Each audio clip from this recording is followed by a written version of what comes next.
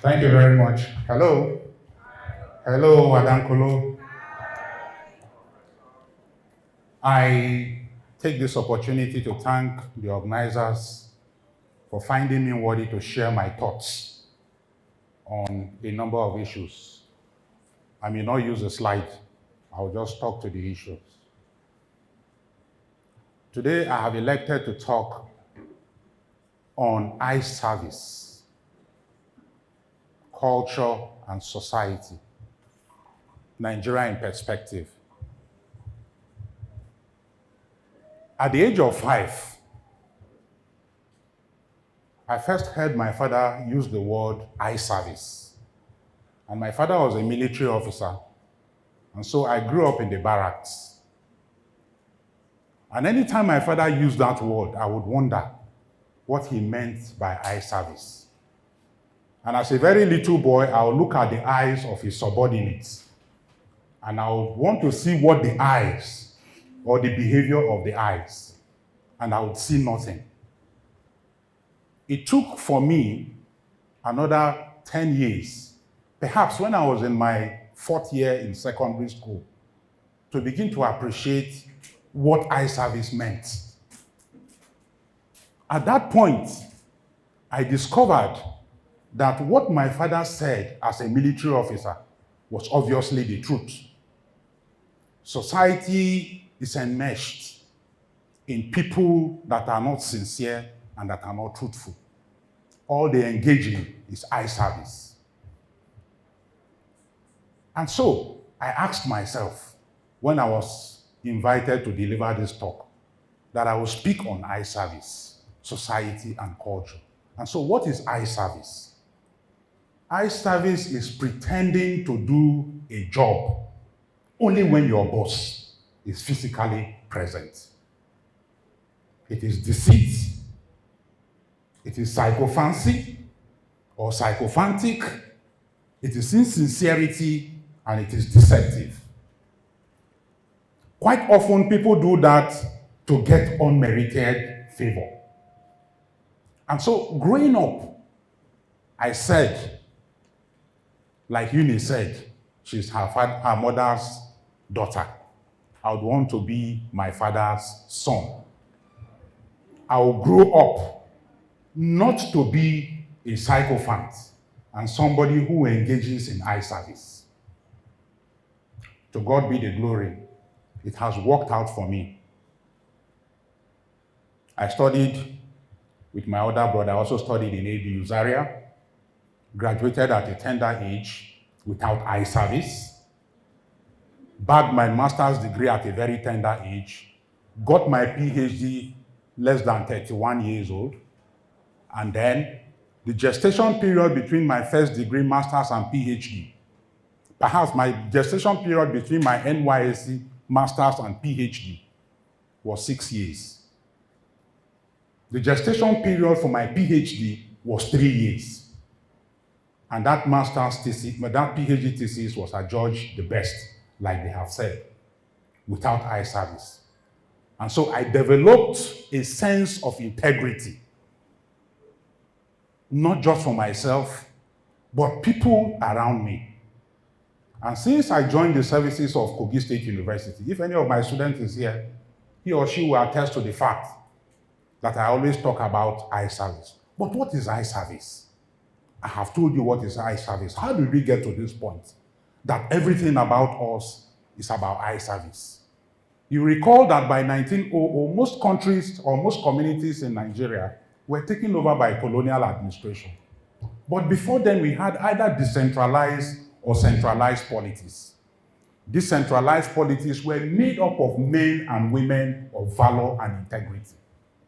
But when the colonial government came, they dismantled all of those structures and established direct and indirect rule. Now, what it meant was that they removed traditional rulers who were anti-colonialism and imposed the type of traditional rulers they wanted. Where there was no centralized systems, like in Igbo land, they appointed kings. At that point, for you to remain relevant in the scheme of things, you needed to worship, and engage in eye service to the colonial administration. And this tradition continued up until independence was achieved in 1960. And as soon as independence was achieved, the military, my father's constituency, continued in the tradition of eye service. For those of you who have grown up in the military barracks, you will understand what I am saying. If a senior military officer should come to this place, you will see the highest level of eye service, not sincerity. And so, the military continued in this tradition. That was when, anytime a military head of state or a governor was going to visit a town, roads were painted overnight, potholes were filled, people in hospitals that never came to work became punctual within that period, and school pupils will be asked to dress in clean uniforms. Not a tradition, not a culture, but to achieve the purpose of eye service. This tradition will continue for as long as the military governed Nigeria. And by 1999, when they returned power to the civilian government, the civilian administration continued in that tradition. In politics, in bureaucracy, in the university system, and in the church, what you find is the highest level of eye service and insincerity. And that has remained a major challenge for our development trajectory in the last 62 years of our independence. How have politicians contributed to the eye service trajectory? One, for you to become relevant in the scheme of things and win tickets of political parties, you must have a godfather and display consistently eye service. But then, people forget that eye service is not the same as loyalty. Let us not forget, eye service is not loyalty. It denies you the opportunity to speak truth to power. It denies you the opportunity to tell people, your bosses, where they are missing the point.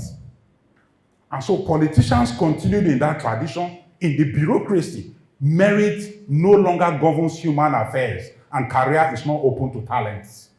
The basis upon which people get appointments and promotion is because of the extent of the eye service they have engaged in. In the church, the imam, the pastors, and the reverend fathers are respected, their wives and children, not because of any other thing. Some people think that by worshiping their pastors and men of God, they will make heaven. But heaven is not made on the basis of worshiping men and women of God. And so what you find is that in most churches and mosques, the pastor is worshipped and his wife and children. The wife of the pastor is called mommy and the pastor is called daddy. And the extent to which you do mommy and daddy, people think that is how you will make heaven because you have said mommy and daddy. In the judiciary, in all arms of government, it is strange that in our country you find a judge representing a governor in a function. These two branches of government are separate, and this is antithetical to the logic of democracy and the principles of separation of powers and checks and balances. That is what we have found, and that is where we are. And it has continued to affect. Now, what are the dimensions? The dimensions, especially for military, you find the high-handedness of military men whenever they are given an assignment. Quite often, they are not instructed to carry out those tasks, but they do that as part of the eye service to please their bosses. If you check the NSAS, the action that the military took, if you check very critically, they were not given that assignment. They were asked to go and quell, but they went there and displayed overzealousness. That is the way we function in our country. Eye service has taken the center stage. Everybody wants to be reckoned with. And we feel that the only way we can make progress, and it's a mindset like the theme of our talk show today, reference. We think the only way we can make progress is by ensuring that we engage in eye service, bootlicking, deceit, insincerity, and all forms of negative vices. And so it has continued with us till date. And now, what do we do as a people to move forward and speak truth to power, and even our parents where they are wrong? All we need to do is to develop a sense of integrity, is to develop a sense of sincerity, is to develop a sense of honesty, that we cannot build a nation and a country on the basis of insincerity, on the basis of lies, on the basis of bootlicking. Nations are built on the basis of truth, which we lack today essentially. And so, I have tried this thing. I have told my students, for people that have passed through me, I tell them constantly that as you go out to the world, people will reckon with you on the basis of how truthful and how sincerity that you have been able to display, the extent to which you have been able to display your sincerity. And a number of students call me back and say, this thing you told me has worked out for me. And so today I feel that I should share my thoughts with you, that we need to make progress as a nation. But we can only make progress as a nation when we become truthful and sincere. Thank you very much.